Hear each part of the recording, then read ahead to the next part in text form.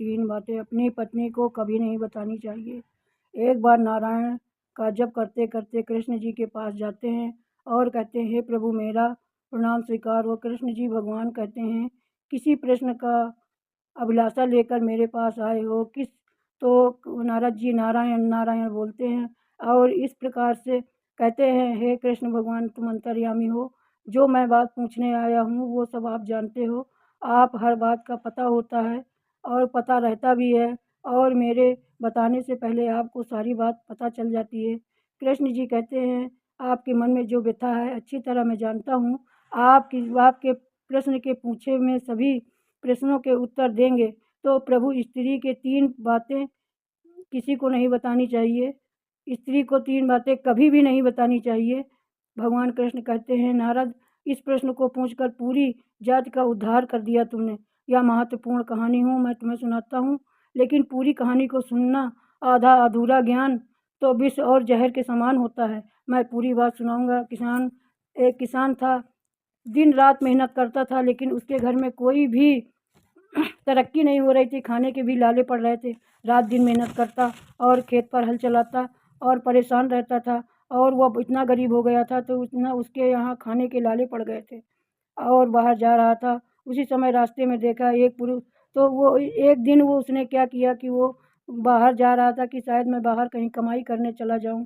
तो देखा कि सभी लोग स्त्री और पुरुष बहुत सारे जा रहे थे, निकले जा रहे थे, बड़े खुश थे। तो उसी समय वो सोचने लगा, ये लोग तो बहुत खुश हैं, कहाँ जा रहे हैं। उसी समय एक पुरुष से उसने पूछा, ये लोग कहाँ जा रहे हैं, बहुत खुश हैं। तो एक उस जो पुरुष ने उत्तर दिया, एक महात्मा है, वह बहुत कुछ जानते हैं, वह भविष्य की वाणी बता देते हैं। यह सुनकर सोचा, मैं भी क्यों ना अपने भविष्य के बारे में पूछ लूँगा। यह देखकर महात्मा जी के पास गए और इसके बाद किसान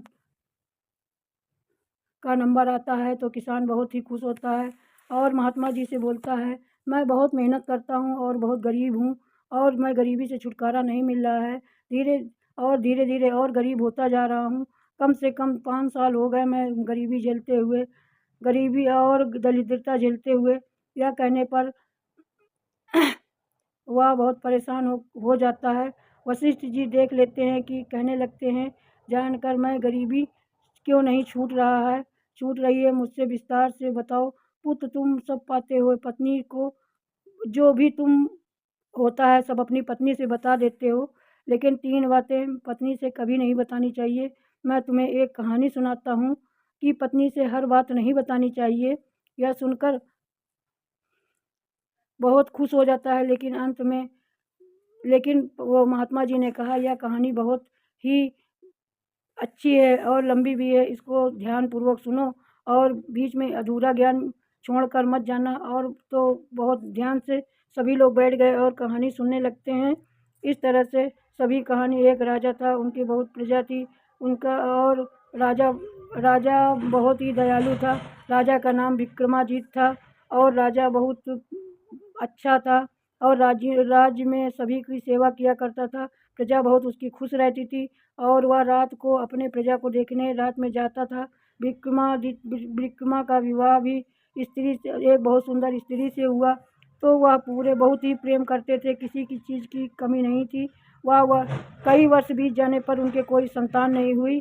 तो एक दिन और उनकी आधी उम्र बीतने लगी, तब राजा एक शिकार खेलते हुए जंगल की तरफ जा रहे थे तो एक ब्राह्मणी का घर सुबह सुबह मिला। वो झाड़ू लगा रही थी। झाड़ू लगाते समय राजा को देखा तो वो अंदर चली गई। तो राजा बहुत दुखी हुए और देख करके राजा ने पूछा कि, और रात भर सोच में पड़े रहे और सोचने लगे कि ये औरत मुझे देख कर क्यों अंदर चली गई। तो बहुत ही परेशान हो गए और राजा को रहा नहीं गया और उसने सुबह होते ही अपने जितने मंत्रीगण थे सभी से कहा कि उस ब्राह्मण की पत्नी को बंदी बनाकर मेरे पास लाया जाए। तो उस समय उसकी पत्नी वहाँ गई तो उससे पूछा कि तुम अंदर क्यों चली गई थी। तो ब्राह्मण की पत्नी ने निडरता से जवाब दिया कि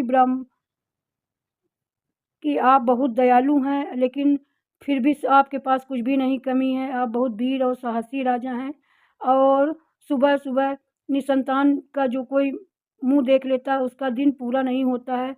यह सोचकर मैं अंदर चली गई थी। तो राजा ने ब्राह्मण की पत्नी को मुक्त कर दिया और सोचने लगे। एक दिन बहुत अनुष्ठान और पूजन पाठ करवाया, लेकिन राजा के कोई पुत्र नहीं हुआ। एक दिन राजा अपनी प्रजा को देखने रात में गए। रात भर टहलते रहे और सुबह पता नहीं कैसे क्या हुआ, वह टहलते टहलते जंगल को निकल गए। जंगल जंगल में जाते जाते एक ब्राह्मण को देखा। वो तपस्या में लीन थे। तो राजा जाकर के ब्राह्मण मुनि जी मुनि ब्राह्म जो ब्राह्मण थे उन्हीं के पास बैठ गए। और तो राजा की जब साधु की आंखें खुली तो देखा राजा बहुत सोने चांदी से सुसज्जित बैठे हुए हैं। तो राजा कहने लगे कि बताओ क्या किस अभिप्राय से तुम बैठे हो। महात्मा बोले किस अभिप्राय से बैठे हो राजा तुम। तो राजा ने कहा आप अंतर्यामी हैं, आप जानते हैं कि मैं निसंतान हूँ साधु और मैं बहुत परेशान भी हूँ। मेरी आधी उम्र बीत गई है, मेरे पास संतान नहीं है। तो तुरंत मुनि जी ने क्या किया, अंदर गए और एक कटोरे पर खीर ले आए और खीर लेकर उन्होंने कहा देते हुए बोले कि अपनी पत्नी को दे देना। तो राजा ने कहा ठीक है और अपनी पत्नी को और कोई बात मत बताना। तो राजा ने कहा ठीक है, तुम्हारे पुत्र की आयु 20 वर्ष है, सिर्फ आपको पुत्र की प्राप्ति होगी। आपके पुत्र की आयु सिर्फ 20 साल की होगी, वो 20 साल तक ही जीवित रहेगा। यह सुनकर राजा को यह लगा कि चलो कुछ समय के लिए सुख सही, लेकिन वह कुछ समय के लिए सुखी हो जाएगा और 20 वर्ष तक पुत्र को मैं अपने साथ रख सकूँगा, उसका सुख भोग सकूँगा और मुझे कोई निपुत्री भी नहीं कहेगा। ऐसी इच्छा पूरी करने लगा और सब पुत्र और अपनी रानी उसकी रानी खीर खाकर गर्भ से हो गई। तो रानी कहने लगी मैं खीर तो खा लूँगी, लेकिन जब इतने दिन धर्म कर्म करने के बाद मेरे पुत्र नहीं हुआ, लेकिन आपके कहने से मैं खीर खा लूँगी। तो सब इस तरह से जो रानी थी वह गर्भवती हो गई। 9 महीने बाद उसकी देख रेख के लिए बहुत से रानी की देख रेख के लिए बहुत से मंत्री और दासी दासियाँ रखी गईं और उनकी सिक्योरिटी बढ़ा दी गई, जिससे रानी को कोई कष्ट न हो। और इस तरह से 9 महीने बाद सुंदर पुत्र पैदा हुआ और उनकी सारी इच्छा पूरी हो गई। साधु की पूरी बातें रानी को नहीं बताई और सारी बात संतान और अब तो रानी गर्भवती हो गई और 9 महीने बाद पुत्र की प्राप्त हुई। तो इससे राजा और रानी दोनों बड़े खुशी हुए और पुत्र पुत्र होते ही पूरे राज्य में मिठाई वगैरह बंटवाई। और फिर इसके बाद पुत्र हुआ तो पुत्र का नाम जितेंद्र जीत रखा गया। इस तरह से पुत्र की शिक्षा दीक्षा और युद्ध विद्या सभी कुछ सिखाने लगे। अब धीरे धीरे पुत्र बाल्य अवस्था से युवा अवस्था तक पहुँचने लगा और जब 16 साल का पुत्र हो गया तो उसका विवाह कर दिया गया। और जब विवाह हो जाता है तो वो रोज़ एक दिन राजा ने अपने पुत्र से कहा कि पुत्र अपनी ये 3 बातें अपनी पत्नी को कभी न मत बताना। तो पुत्र ने कहा पिताजी ठीक है। तो वो सुबह होते ही घर आ जाता था। राजा का पुत्र सुबह होते ही घर आ जाता था और शाम को लेटता था खा पी करके और रात्रि को वो पूरे राज्य में टहलता था और अब राज्य की देख रेख भी करता था। इस तरह से समय व्यतीत होने लगा।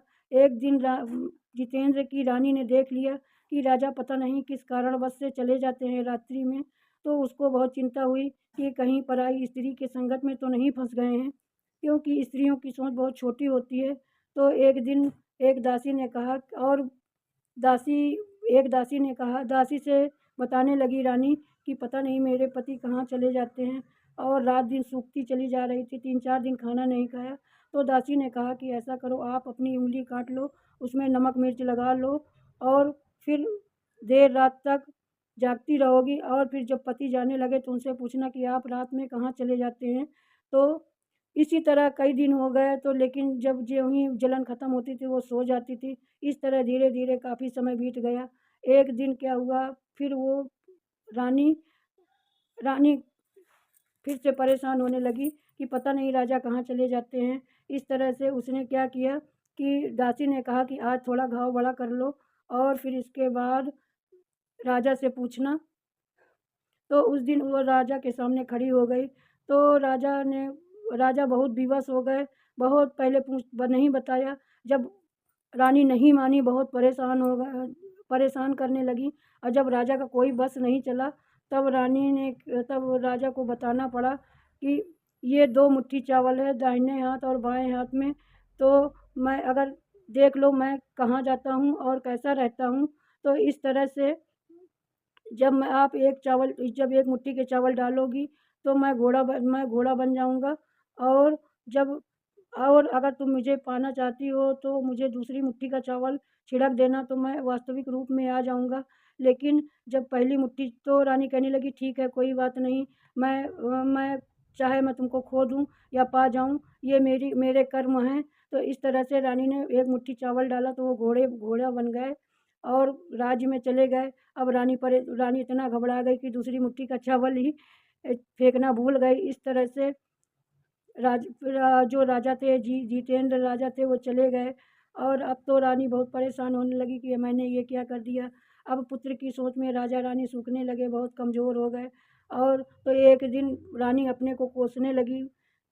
जो राजा की पुत्री वो राजा की बहू थी, वो अपने को बहुत ज़्यादा कोसने लगी और कहने लगी कि मेरी वजह से मेरा पति चला गया है। तो एक दिन संकल्प करती है कि मैं अपने पति को ढूंढने जाऊंगी। तो कुछ सैनिक और कुछ दासियां लेकर वो अपने पति को जंगल में ढूंढने चली जाती है। तो इस तरह से ढूंढते पहुँचते पहुँचते एक जंगल में एक भोजनालय खोलती है। और खोलने के बाद ढिंढोरा पिटवा देती है। जो कोई मेरे जितेंद्र का पता बताएगा उसको मैं फ्री भोजन करवाऊंगी।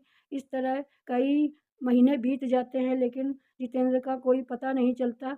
फिर एक दिन क्या होता है, एक दासी थी, तो दासी के एक पुत्र था, वो राजा रानी की सेवा से निवृत्त रहती थी। तो एक दिन क्या हुआ कि दासी ने अपने पुत्र को रोते हुए छोड़ दिया और रोते हुए छोड़कर वो चली गई राजा की सेवा में चली गई। और इस तरह से दूसरे तो राजा जो दासी के पति थे, कहा कि पुत्र को रोता हुआ छोड़कर मत जाना, नहीं मैं तुमको बहुत मारूंगा। तो दूसरे दिन फिर क्या हुआ उसको याद नहीं रहा। फिर दूसरे दिन भी पुत्र को छोड़कर राजा की सेवा में चली जाती है। और जब वहाँ से लौटती तो पुत्र रोता हुआ पाती है। तो दासी का जो पति होता है उस अपनी पत्नी को घर से निकाल देता है। और घर से निकाल कर तो वो बेचारी रात भर बाहर बैठी रहती दरवाजे पर, लेकिन पति ने दरवाज़ा नहीं खोला। तो वो बेचारी धीरे धीरे जंगल में निकल जाती है और एक पेड़ के नीचे बैठकर रोने लगती है। तो वहाँ एक गाय चरती हुई दिखाई देती है। वो धीरे धीरे सोचती है मैं राज्य की तरफ जाऊँ, लेकिन वो राज्य का रास्ता ही भूल जाती है। तो उसे एक गाय दिखाई देती है तो वो सोचती है मैं एक गाय के पीछे पीछे चली जाऊँगी तो शायद राज्य पहुँच जाऊँ, कि राज्य में किसी की तो गाय होगी ही। इस तरह से वो गाय की पूँछ पकड़ लेती है और गाय के पीछे पीछे चली जाती है। और जाती है तो एक गाय एक जगह रुकती है। तो जैसे ही वो अपनी सींग से मारती है तो धरती में जाने का रास्ता खुल जाता है। वो सीढ़ी से अंदर चली जाती है और पृथ्वी लोक चली जाती है। पृथ्वी लोक जाती है तो वहाँ देखती है गाय वहीं पर खड़ी हो जाती है। तो वो चुपके से रुक कर खड़ी हो जाती है और वहाँ पर देखती है कि एक गाय का पता नहीं कौन दूध निकालता है, वो अदृश्य है। और एक कबूतर बैठा रहता है और एक घोड़ा आता है। घोड़ा उस नदी में छलांग लगाता है, वैसे ही राजकुमार बन जाते हैं। और तो वो पहचान जाती है अरे ये तो जितेंद्रिय राजकुमार हैं। तो वहाँ से फिर अचानक से खाना आ जाता है, जितेंद्रिय खाते हैं और खा के पलंग पर सो जाते हैं और सूर्यदेव को नमस्कार करते हैं। इस तरह से दिनचर्याएँ चलने लगती हैं। बहुत दिन हो जाते हैं। फिर इसके बाद तो सारा वहाँ से चुपचाप गाय की पूँछ पकड़ती है और बाहर निकल आती है और एक ढोल लेती है और ढोल बजाते हुए सब जगह टहलने लगती है। तो तुरंत उन जहाँ पर भोजनालय खुला था वहाँ पर जा कर के वो जो दासी होती है वहीं पहुँच जाती है। सभी मंत्री उसको ले जाते हैं और उसको नहला धुला करके कपड़े देते हैं और खाना खिलाते हैं। फिर इसके बाद रानी को वो सारी बात बताती है। दासी पहचान जाती है और रानी को सारी बात बताती है। तो रानी तुरंत ही सभी को भोजन करवा करके वहाँ दासी के साथ चल देती है। और जब दासी के साथ चल देती है तो गाय की पूँछ पकड़ कर रानी वहाँ पहुँच जाती है और पहुँच करके वहाँ सारा वृत्तांत देखती है कि कि वहाँ गाय जाती है, कोई अदृश्य से आदमी दूध निकालता है और भोजन बनता है। भोजन सूर्यदेव को भोग लगता है। सूर्यदेव का नमन करते हैं और नमन करने के बाद एक घोड़ा आता है और उस नदी के कुंड में कूद जाता है। वहाँ से राजा जितेंद्रिय निकलते हैं और भोग लगाकर खाना खाते हैं और बिस्तर पर लेट जाते हैं। तो इस तरह से देखते देखते एक दिन उसको रहा नहीं गया, 2 दिन तक वहीं बनी रही, चुपचाप छिपते हुए देखती रही। फिर कबूतर से राजा पूछते हैं, मेरे माँ कैसी है? मेरे पिताजी कहते हैं, तो कबूतर जवाब देता है, आपके माता पिता बहुत परेशान हैं और बहुत दुखी हैं। तो पूछता है, राज्य कौन चलाता है? तो उसने बोला, महामंत्री राज्य चलाता है। वह पूरी जनता को बहुत ज़्यादा परेशान करता है, बहुत ही ज़्यादा प्रताड़ित करता है। इस तरह से राजा चुप हो जाते हैं। और फिर इसके बाद यह सुनते ही जैसे ही वो लेटने को जाने लगते हैं तो रानी वहाँ पहुँच जाती है। तो राजा जितेंद्रिय कहते हैं, एक बार तुमने खो दिया, लेकिन अब मुझको छूना मत, लेकिन अब कभी ऐसी गलती मत करना कि जो तुम्हें दोबारा मुझे खोना पड़ जाए। तो रानी कहती है, जो ठीक है। तो कहती है, तुम जाओगी, तुम जंगल जाओ, वहाँ पर एक पीपल का वृक्ष है, तो पीपल के वृक्ष को तुम वहाँ पर लीप पोत करके साफ सफाई करके वहाँ हवन दीप पूजन करो और पूजन करके सूर्य भगवान की आराधना करना। और तो वहाँ से सूर्य भगवान आएंगे तो उनसे एक दाहिना घोड़ा मांग लेना, तो मैं ही हूँगा। तो रानी वैसा ही करती है और जाती है। जैसे ही सुबह होती है वो बाहर निकलती है। एक पीपल का वृक्ष होता है, तो वहाँ पर लीप पोत करके साफ चबूतरा साफ करती है और वहाँ पर हवन दीप ज्योति सब कुछ करती है, फूल चढ़ाती है और सुगंधित दीप धूप करती है। तो सूर्य भगवान प्रसन्न होते हैं, कहते हैं, यहाँ कौन, मेरी बहुत सुगंधित हवा है, यहाँ कौन सेवा करता है? तो तुरंत रानी आ जाती है, बोलती है, मैंने किया है। तो सूरज भगवान कहते हैं, मांग लो, तुमको क्या चाहिए? तो तुरंत कह देती है, मुझे दाहिना घोड़ा चाहिए। सूर्य भगवान कहते हैं, मैं सब कुछ दे सकता हूँ लेकिन दाहिना घोड़ा नहीं दे सकता। तो बहुत ही हठ करने पर वो सूर्य भगवान अंत में हार जाते हैं और कहते हैं, अच्छा तथास्तु कहकर कहते हैं, आप पाताल लोक जाओ, वहीं पे आपको दाहिना घोड़ा मिल जाएगा।